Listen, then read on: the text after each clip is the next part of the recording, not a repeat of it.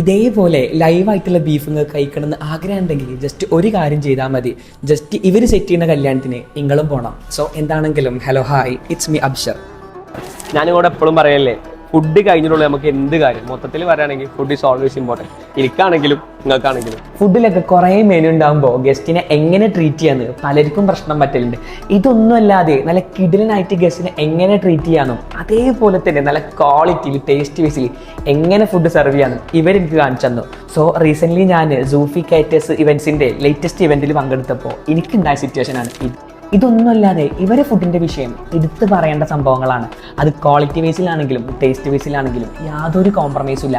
അതിങ്ങനെ ലൈവായിട്ട് ഉണ്ടാകുന്നത് കാണുമ്പോൾ തന്നെ നമുക്ക് എന്തായാലും കഴിക്കാൻ തോന്നും. സോ എനിക്ക് പറയാനുള്ളത് ഇത്രേ ഉള്ളൂ. നിങ്ങൾക്ക് നിങ്ങളെ കല്യാണത്തിലോ ഇവൻറ്റിലൊക്കെ നിങ്ങളെ ഗസ്റ്റിനൊക്കെ നല്ല കിടിലനായിട്ട് ട്രീറ്റ് ചെയ്യണമെന്നുണ്ടെങ്കിൽ അതേപോലെ തന്നെ നിങ്ങളെ ഫുഡ് നല്ല ക്വാളിറ്റിയിൽ സെർവ് ചെയ്യണമെന്നുണ്ടെങ്കിൽ നിങ്ങൾ ഒരു കാര്യം ചെയ്യുക, ജസ്റ്റ് ഇവരെ നിങ്ങൾ കോൺടാക്ട് ചെയ്യുക. സോ ഇവരെ കോൺടാക്ട് ചെയ്യാനുള്ള ഡീറ്റെയിൽസും കാര്യങ്ങളൊക്കെ ഞാനിവിടെ കൊടുക്കുന്നുണ്ട്. അതേപോലെ തന്നെ ഇവരെ ആരും കോൺടാക്ട് ചെയ്യാൻ മറക്കണ്ട.